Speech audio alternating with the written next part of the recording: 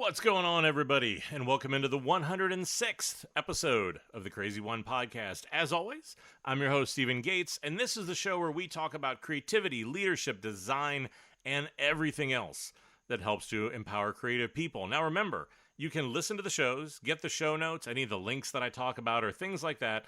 Just head over to thecrazy1.com. That's the crazy and the number 1.com.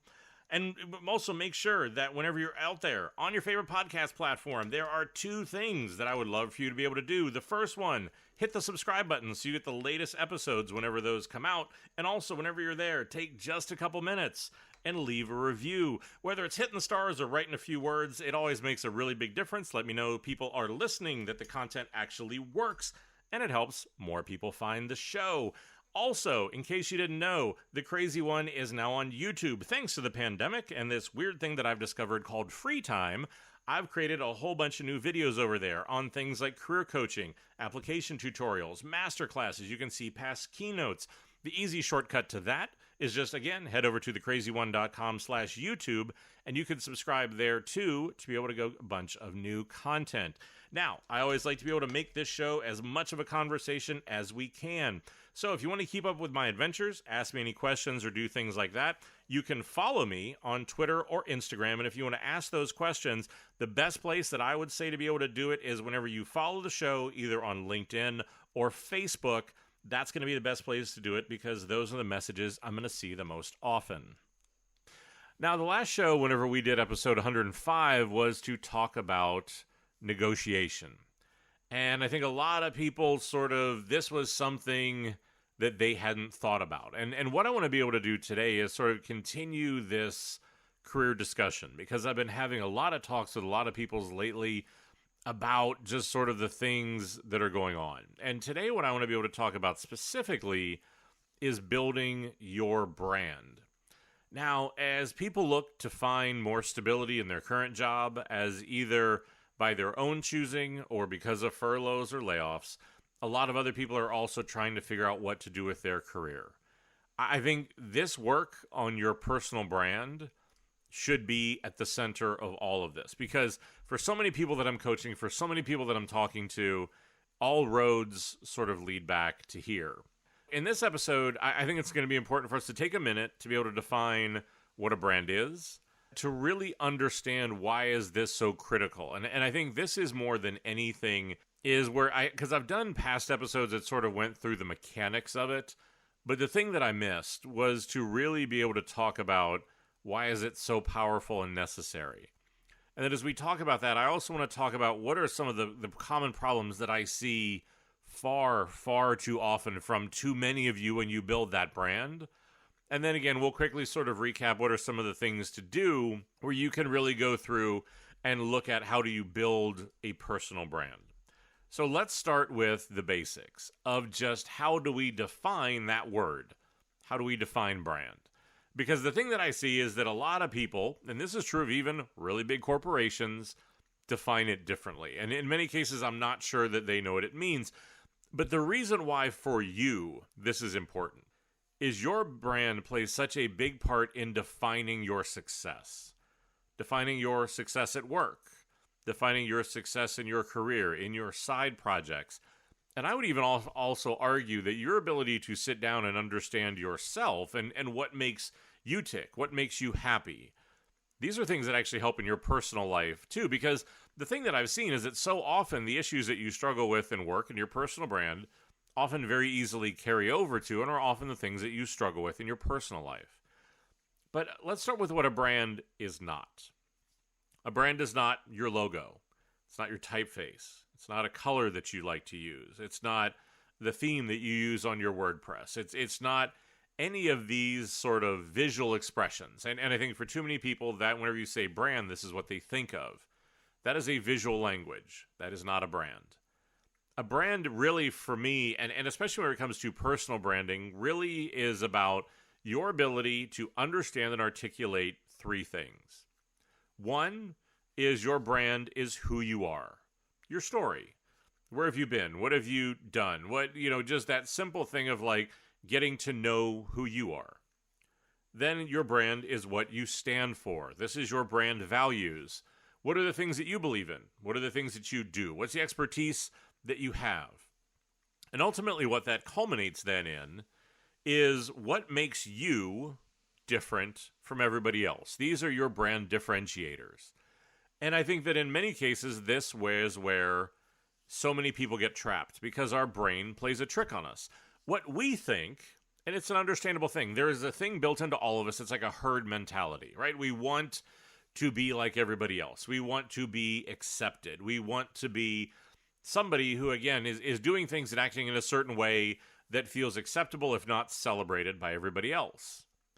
And again, well, I think that's understandable potentially in society or in other things. The problem is that whenever it comes to you, your career, your position in the industry and the job market, that sort of being generic doesn't do you any favors. And we're going to talk about that a little bit more in a minute. But I think in many cases, this is the one part of this where people struggle because we feel like, oh, if I appeal to everyone, oh, if I'm doing the things that I think people should want me to do. Again, like this is very much about what episode 100 was about, was we chase these invisible scripts of the way we think we're supposed to be, the things that people are going to get rewarded. Well, the reality is if you take the step back and look at it, we don't reward people that fit in, and we don't reward people who are generic. And we're going to get into that a little bit more in a minute.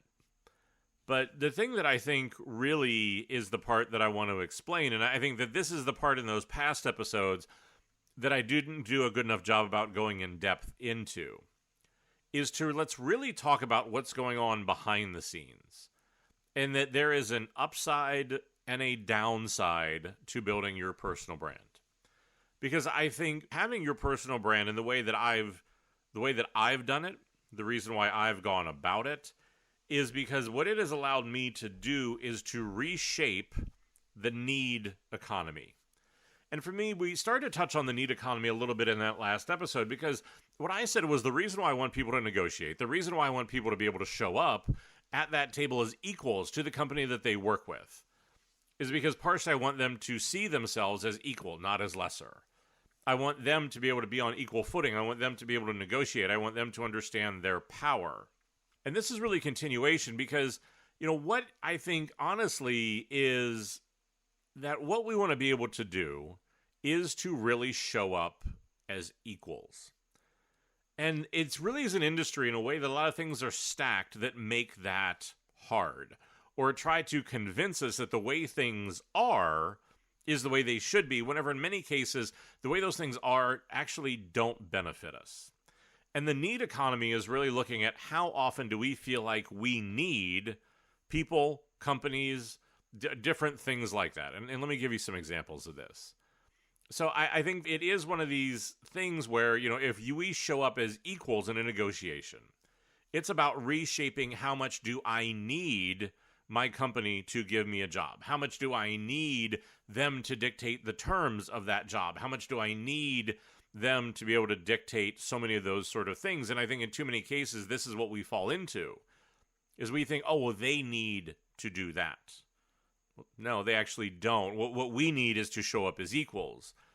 I think other things is that it's about having a brand so that you have a voice and a presence that allows you to need your company less.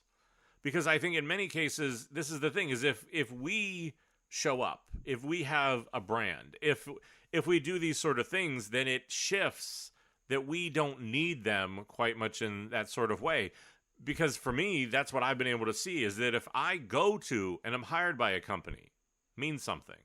If I leave a company, means something. My ability to be there attracts talent. And so that, again, it is that I have a presence and a voice. I'm actually far less afraid of even being fired because I don't need them in that same way. And I think because it's about creating a brand and creating a network so that you can control your future.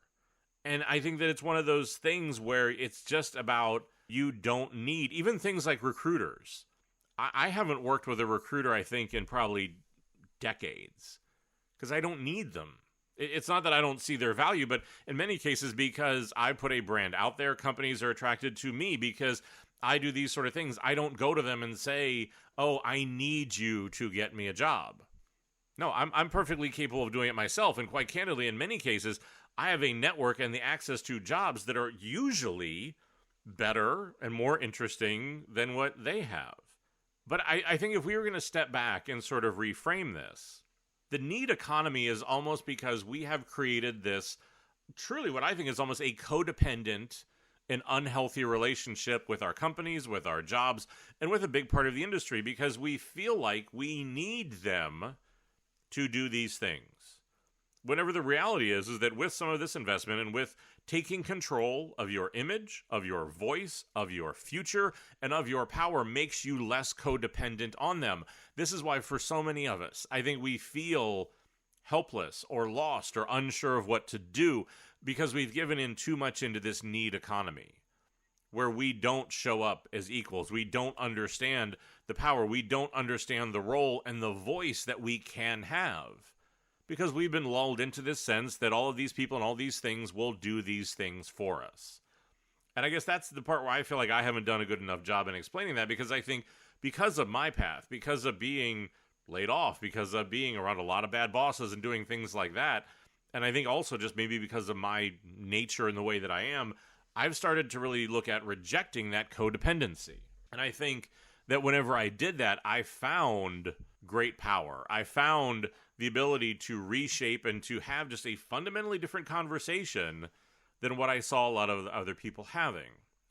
But I think at the same point, to be responsible and have a balanced conversation here, the reality is that a lot of people aren't going to like it when you aren't dependent on them. Because I think, obviously, if you're in a codependent relationship, the person with the power likes having the power. They like having the other person in a lesser and weaker position. And so I think it will be, and I think in many cases, there have been a lot of companies who get uncomfortable because they know I have a voice, because they know that I don't have this strong dependency on them and that they don't have all the power. Recruiters don't like that I don't need that, again, for me, I think, one, they just never know what to do with me because of the way that I work, but they don't like that. And in many cases, that's a problem. It's not that, again, I think there's anything wrong with them. I think there's definitely some ways we can improve that system. But I think the other thing that you start to see, which I think has been frustrating for me, I think it's been telling, is that you will also start to watch a lot of the people who are bought into that need economy start to make some really interesting assumptions and statements about you. One of the things that I find fascinating is the number of people who have said or have come up to me after they've seen a talk or done something like that and said, I'm not who they thought I would be. And whenever I would press them on that and ask them to explain what does that mean? Like, why does that? And they always said, oh, I assume because I see your site or you have a podcast or, do all this speaking, you must be really egotistical. I've even had people who I respect have said, oh, well, the way I do things isn't like the way you do it because you make it all about you. Because, you've got your own brand and you talk about this stuff.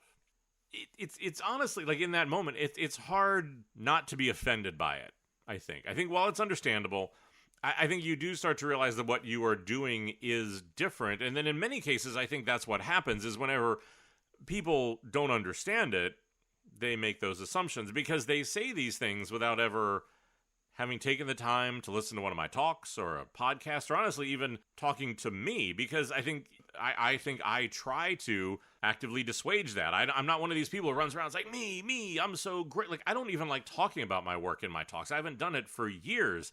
I rarely even talk about it here. I think if I talk about my experience, it's trying to explain where something came from. And so it's just sort of like, I think one is on the one hand, there's a real demonstration of the way people sort of form opinions and do things like that without really basing it in fact. But I do think that that's the thing is when you do stand up for yourself, people don't understand it or they label it because it's something that they haven't done. And whenever they see that, they aren't quite sure how to make of it. They don't understand why you're doing it, and so then they like to label it. But I think here it really is about understanding a balance. Because there are two things that I think in building your brand and building a healthy brand and building a successful brand, whenever it comes to you, is about balancing two things. It's about balancing recognition and self-doubt. The recognition is the part where I think this is what we don't do. We don't take the time to understand what we want. We don't take the time to understand our value. We don't take that time to be able to say, hey, look, I'm good at this. This is what I'm different at. This is the mark and the dent that I make in the universe. And to be able to be okay taking credit for that, right? And I think in the same way that we also like to have those things recognized. This is what is driven by our ego. We like to be able to do things that people like, that makes a difference. But it's about keeping that in balance, because if that goes too far, then you're right. Then your personal brand does become it being all about you. It does become egotistical. It does become about what your agenda is over everybody else's. And that's out of balance, and that doesn't work. But the counterbalance to that is then that self-doubt of whenever it's in a healthy position, it's about staying open and humble and always learning, and to be able to say, look, even though I know I'm good at these things, I know that I'm not perfect. I know that there's still work to do. I know that there's still more that I can do to be better, to think about other people. And just because I think about other people, it doesn't diminish my skills.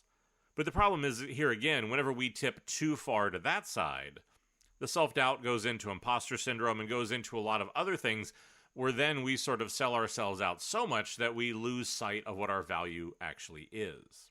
But I think that ability to sort of find the tipping point between the two, to understand what our value is, to understand the power that this brings, to understand and show up and see ourselves as an equal in the work that we do, to our peers, to our team, to our company, to our industry, that we have value and we have a voice to be able to do that. But to do it in a way where, again, that does not override all of those other things, the humility, the learning, and the things that we need to do to continue to stay open. Because whenever you're able to do both, that is what I've found is a powerful, powerful combination.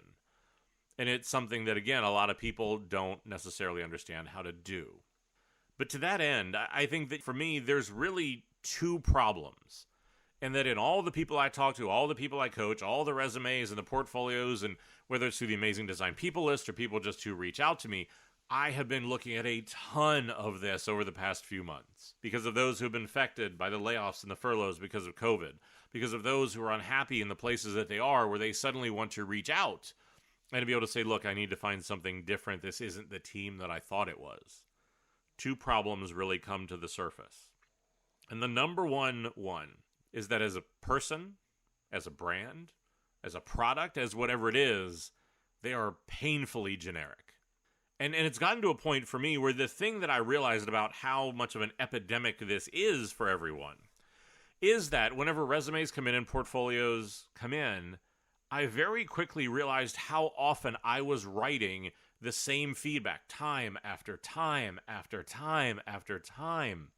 So much so that I honestly have created a cheat sheet so that it's like, okay, I just give this same feedback so often. I went in and wrote it eloquently, and that's what I start with, is whenever I look at it, I'll copy and paste these in. Now, it doesn't mean that it stays in that generic form. Again, like I go through, I try to give specific feedback, but this issue comes up so often that I was just getting burnt out on like lip syncing the same thing. Because I think that, you know, for me, whenever we talk about in the title of the show, building a brand somebody will love to hate, I'll acknowledge that that is a clickbaity sort of way of looking at things. But here's the reason why I say that. Is because for years and years ago, and through all the brands that I've built, what I started to realize is that any successful brand, be it commercial or personal, creates some level of emotion. Because being generic doesn't create an emotion. Being generic doesn't get you remembered. So my goal always was, when I would talk to my teams, whenever I would set about to do this work, was I would say, what I want to do is to create a brand that somebody hates. And like I said, it sounds a little bit clickbaity, but it's memorable. Because what that actually means is that I want to create a brand that is strong enough, that is clear enough, that stands for something that people can identify with enough, that those who identify with it love it. And those who don't realize it's not for them. And in realizing that, are perfectly fine hating it. But either way, there's a clear position and a strong emotion that has been created. Because here's the thing with everything that's going on, and this has always been true, but especially lately, now is not the time to be generic. It is not the time to be like everybody else. It is not the time to blend in. It is not the time to, while I know it can be comforting, to try to act and look and be like everybody else. Because here's the thing, generic people don't become successful. Generic brands don't get a following. It's just that simple. Think about the brands that you love, and I do mean love. Think about the artists, the musicians, the actors, the whatever it is, again, that you love and that you are drawn to. I guarantee you on that list, none of them are generic, none of them do it like everybody else, and that, again, for them, they have gone through and tried to define something specific. But this is that problem that we struggle with, is that in that need to be accepted, in that way that we want to be able to have people think well of us or do whatever it is, we reach for generic. And this, for me, comes to life in the resume that only has where you worked and where you went to school, and nothing about you. The portfolio that suffers from the exact same thing. And this is the thing, I am not hiring where you went to school and where you worked. I'm hiring you as a person. So if you give me nothing about who that person is, if there is not a clear statement about who you are, and you are doing it in the moment where this is your introduction to the world, do not, never assume that you're going to get to talk to somebody. This is your introduction, and you think so little of yourself or that you want to be generic so badly that either there is nothing on there about you, or candidly, what also is there is that there's 2 or 3 sentences filled with this corporate buzzword babble bullshit that's a lot of words to say nothing. Not a brand. Not interested. Moving on. Right? That is not the reaction that you want. You need to be able to stand out. You need to be able to help people understand who you are. Give them some sense of that. Get them to the conversation where they can meet you, where you can talk about this. But this is the other part of this, and understanding why generic is a problem. Even in the job you're in today, you're not going to get promoted or do well being generic. Or you will to a point whenever the promotions are execution-based. You turn in your work, you hit your deadlines, you do things like that. But as you go on in your career and that execution piece becomes less important, and it becomes more about what do you think and what do you stand for and how do you work, the promotions will slow down or they're going to stop. And that's wise, because at that point, generic isn't going to get you any place. But I think linked with that generic problem is that in many cases, people only think about their brand. And in many cases, it's not even their brand. They just think about things like their resume or their portfolios only whenever they need them. Meaning that, oh, hey, I want a new job. Meaning I've gotten laid off. Meaning something has happened and now suddenly I need that brand. The problem is, in that moment, it's too late. Because all the work you should have been doing, all the stuff you should have been doing to invest in that, to understand yourself, to be able to help build those sort of things and build that network and build that place that was going to make you successful. Well, again, this isn't something that you just flip a switch and it happens. And for me, then, this really comes back to, and I know that I've talked about this before, but I want to reiterate it here, because I think that this is the thing that comes up too often, is understanding that this really is all about work ethic. That work ethic will define your success. Work ethic beats talent every single time. You are and always will be an evolving brand proposition. And you will always need to work on this. And I think that's the problem, is that the best time to work on this stuff is when you don't need it. Because that's the time when you often have the time, you have the clarity, you have the ability to work on these things. And especially lately, I'm sorry, I've just gotten too many emails from too many people who want me to somehow feel sorry for them because things aren't going better. Yet whenever I go in and I look at their resume, I look at their portfolio, I look at their Twitter, I look at their LinkedIn, Behance, or anything else, I see too many people who are putting in the minimum amount of work. I understand that you work at a bad company. I understand that you are working someplace that doesn't give you those opportunities. That is horrible, and we need to change that. But what that does not forgive, in the tough love sort of way that I need to be about this, is just because you work at a company that produces 1-star work does not excuse you having a 2-star portfolio. That's on you.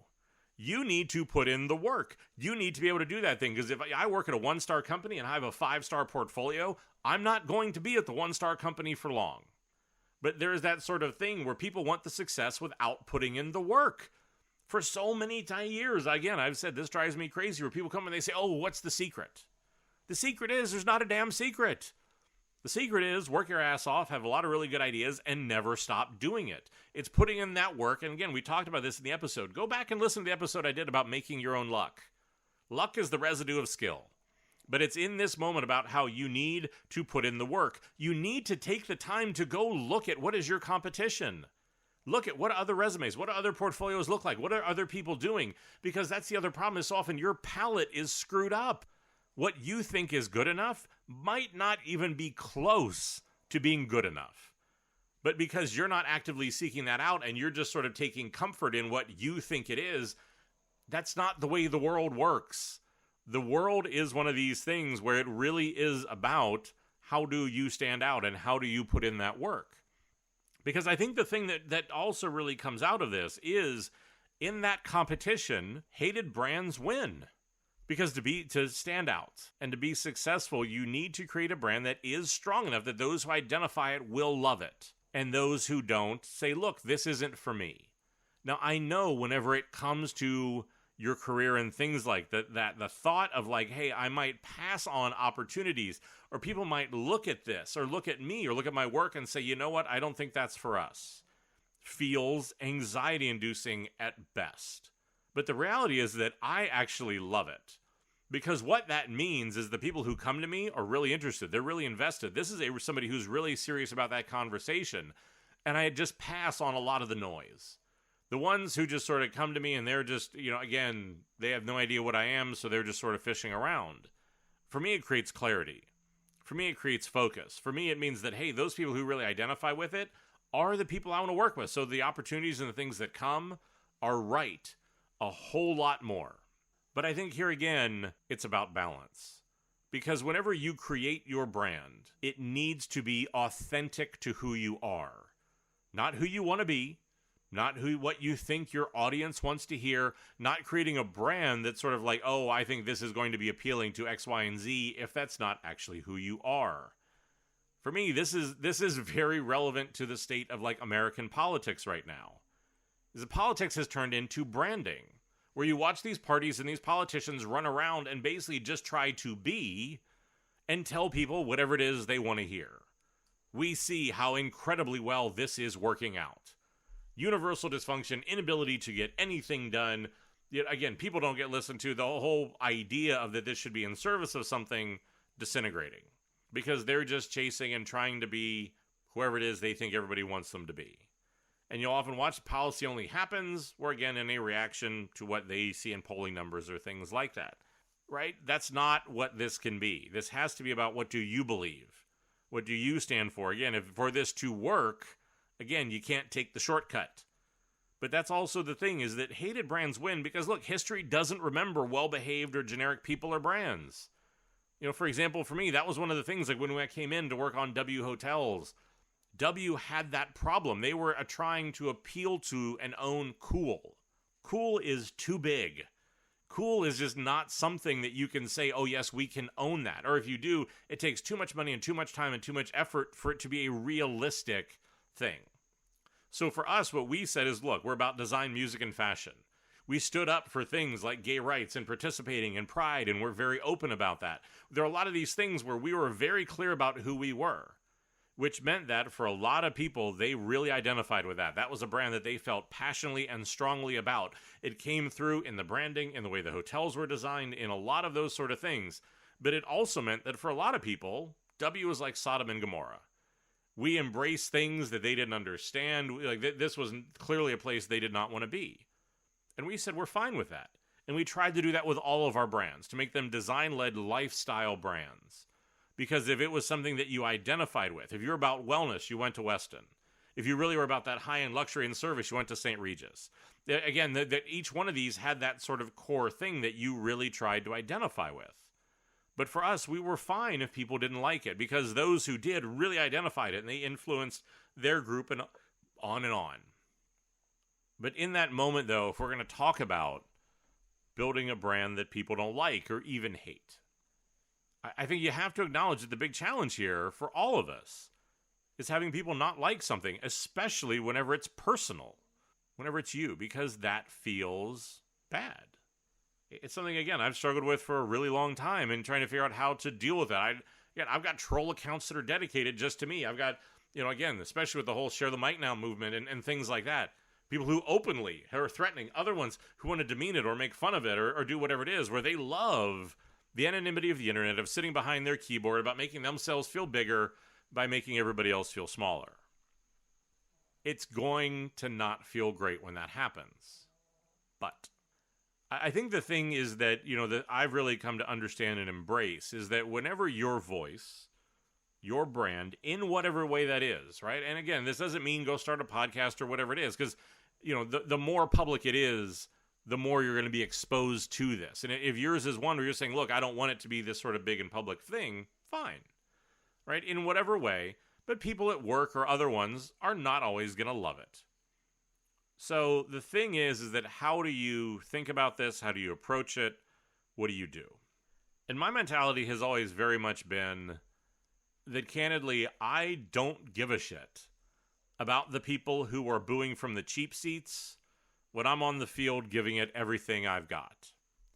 You want to sit on the sideline, not be a part of the discussion, not be a part of whatever it is, and be able to make your little comments and do things like that. Because that's the funny part for me, is that every time there's a troll or anybody who has some smart-ass comment, if you ever write back to them and say, great, you name the time and place, and let's have a discussion about this.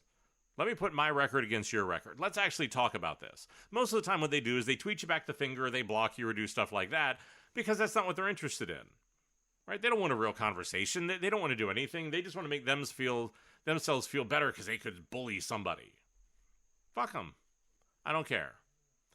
And the best expression of this, or the best way to control this that I've found, didn't come from me. And I think a lot of you probably listen to or are aware of the work that Brene Brown does. I think, she's somebody who obviously is a huge influence, somebody who I've definitely looked to in the work that she's done and the way that she sort of built her brand, a lot of things like that. And I've heard her on more than once have a conversation about dealing with this. And hers is just the best way that I know. And so best thing I knew is to be able to share her technique, where what she says that she did is that she'll sit down and make a 1 inch by 1 inch piece of paper. And she keeps it with her in her wallet. And the reason why it's such a small piece of paper is because what she does is, on the piece of paper, she writes down the names of the people whose opinions matter, who she cares about the most. I have one. I know a lot of other people who I coach have one. And the reality is that because of the size of that piece of paper, you're not just going to be able to physically fit more than, depending on your penmanship, anywhere between 4 and 8 names on there. And these are the ones of the people whose opinions count, who know you the best, who matter. And the reason why is because I think it's a good forcing and focusing function, that whenever you get those opinions, whenever you aren't sure what's going on, whenever you're looking to those things, you look to that piece of paper, and if those names are not the people who are giving you those opinions, if those names are not the ones that are causing you that pain, then it helps you focus to be able to understand and prioritize how little weight you probably need to give them. Because I think if you're being true to yourself, if you're doing those sort of things, if you're creating a podcast, if you're creating a side project, a product, a YouTube channel, whatever that is, and you're being authentic, it will find an audience. If you're doing it at work and trying to create a change in something that you really believe in, it will find a way. But it needs to be authentic and it needs to be focused. But I think that those are sort of the pitfalls of doing it. And like I said, it's not without its challenges. But to take the time to do that introspection, to take the time to be able to figure out and do those things, is so important, because it allows you to take stock and to focus on what's actually going on. Now, we've covered this in episodes in the past, and so this will just be a quick recap of, and when we talk about sort of the nuts and bolts of building the brand, I would highly encourage you to go back and listen to episodes 6, 7, 9, and 61, where I will go into more detail about this. But if you haven't listened to those, just a little bit of a teaser about this is all great, where do I get started, is I think, like, to solve this problem, you have to be able to step back and think about yourself like a brand. You have to be able to define why you're different, your core values, your voice, your image, your differentiators. Because again, if we were doing this as a business, what I would do is I would come to you and say, why did you get into this business instead of another one? What are the values that drive you? What is your personality and your style like? And really, what makes you different? Well, in many cases, people can start to be able to think about those things, but in many cases, it feels like a little bit too much of a hodgepodge, or there's not enough focus to be able to figure out, okay, where's the foundation and how do I build on that?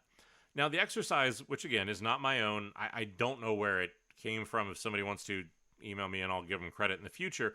But for me is that I like to ground any brand, my own and somebody else's personal brand, any of the corporate brands that I build, in these archetypes that are embedded in all of our subconsciousness, right? So archetypes and brand archetypes in particular go all the way back to Greek mythology, which is basically saying that there are just certain characters that exist in most stories of certain people who play certain roles, who contribute certain things, who have certain attitudes and certain ways and tones of voice to be able to do things. Now, depending on, sort of which one you listen to, here again, there's somewhere between 12 and 16 of these. And what I want you to be able to do is to go through and figure out what archetype are you. So what I'm going to do is I'm going to put a link in the show notes where you can download a deck that I've created. And what it is that every archetype has the name of the archetype. So are you a defender? Are you an explorer? Are you a rebel? Are you a villain? Like these different things. And then there's an explanation of what that means. But then to help you a little bit more, I'll list some brands that would be similar to what these are. So again, a rebel would probably be something like, if you think about the Virgin brands or Virgin Atlantic. There's a celebrity that would often embody that, so that there's some way where you can start to identify and see it in the real world. And what I want you to be able to do is you can download the deck and print it out. And I want you to do just a simple card sort, meaning taking 2 of these brands at a time and to look at one, then look at the other. Figure out which one do you feel like you connect with more? Which is the stronger one where you think like, yeah, you know what? I feel like that's me. Great. Hold on to that one, discard the other one. And then the one that you hold on to, set that off to the side and continue to do it. And then you'll have 2 piles. One that's like definitely not me, one that is. Take the me pile. Take those cards 2 at a time, do it again. And what you're going to be able to do is to keep going, and this will get geometrically harder as you do it. But what you're going to be able to get down to is what is your primary, which means at the very end, what is the one archetype that I think is the most me, and a secondary one, meaning what's the one where I feel like, okay, there's a lot that resonates here. But what that's going to be able to do is then to give you the start of a brand strategy. Because then you can say, okay, great, this is my primary archetype, this is my secondary archetype, and it gives you a place to be able to start. But, hold on one second. The other thing that I want you to be able to do is, and depending on, if you want to have a significant other do it, your friends, your parents, people you work with, I want you to have other people do the same exercise, but do it about you. Because this is one of the other things, and I've talked about this so many times, is that we are our own biggest blind spot. Meaning that in too many cases, the way we see ourselves is not necessarily the way the world sees us. So in able to work through that blind spot, especially when you're building a brand, the reason why I like other people to do that exercise on your behalf is to see what's the primary and secondary archetype they come up with. How close is it to what you think? Because it's a necessary conversation for you to understand sort of what is the internal way that you view yourself, what is the external way that the world views you. And I think that in many cases, that ability to be able to then compare the two often creates a whole lot of insight and conversation about why do I see myself this way, somebody else sees myself another way. And like I said, if you go into episode 6, 7, 9, and 61, this goes into more detail about where do you go from here. We have those, and I don't want to rehash that here, but start with that foundation. But I think more than anything, it gets back to as we talk about why we're on our own biggest blind spot. The other reason why I want to do this and to be able to push you for that level of clarity is because I think the last mistake or the last challenge that I see a lot of people struggle with is that we often build personal brands that we think are easily palatable to everybody else. And again, we've talked about this in the past, episode 100 and others hit on this theme hard about how we focus on who we think we are as opposed to and often betray who we really are. Now, this is what I said about your personal brand, about how you can build things that you think is acceptable, palatable, what other people will want. That is not what we need to do here. Doing that sort of a thing is not going to make that brand successful. It needs to be authentic to who you are, to what you stand for. And this is the hardest, most anxiety-inducing part of all of this, because it requires a level of honesty and vulnerability and courage and risk to stand up and say, this is who I am, because then it feels like you are stepping out away from everybody else, and you feel very exposed because of it. But the thing that I can tell you is that whenever you do that, you are very quickly going to find how many other people feel that same way. How many people then support that? How many people support that strength of voice? Because like I said, you're not where you work. You're not where you went to school. You're not the persona of what you think someone successful at your company or in the industry is. You are who you are. This goes back to the very reason why this show was started 4.5 years ago, was my fundamental belief that what it makes you different is what makes you strong.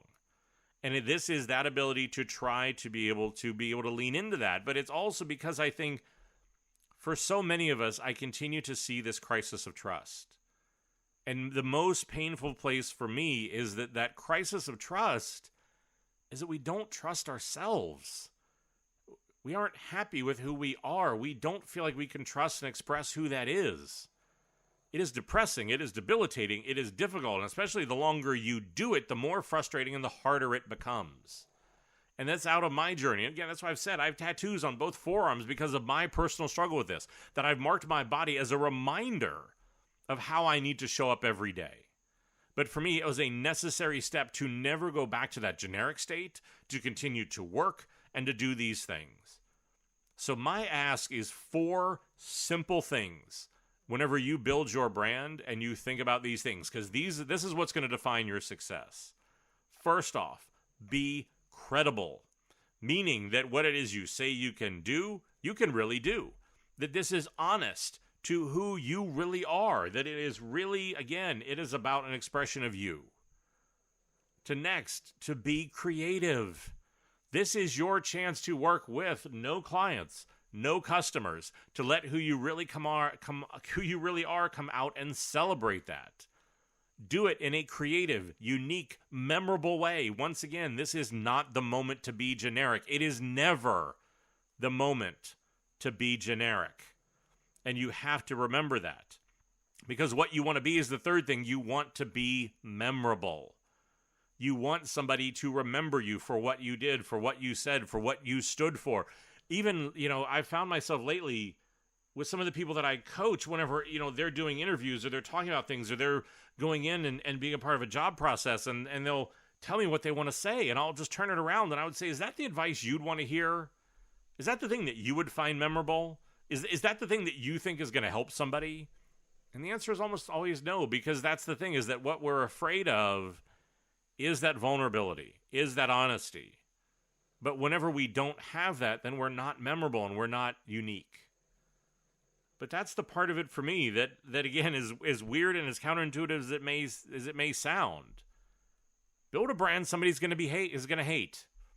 Build a brand that somebody's going to say, you know what, look, that's not for me. And if hate is too strong of a word, then just say, look, just have somebody look at it and go, you know what, I don't think that's going to align with who I am.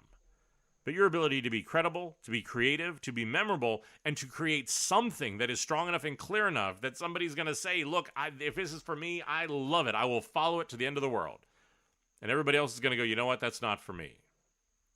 This is going to be the heart of this. This is what's going to help you in your career, is the ability to do this. And then, like I said, then the expressions of that, the colors, the logos, the typeface, all of that stuff then can come back and support that position. But then it gives you the ability to say, do those things support my brand positioning?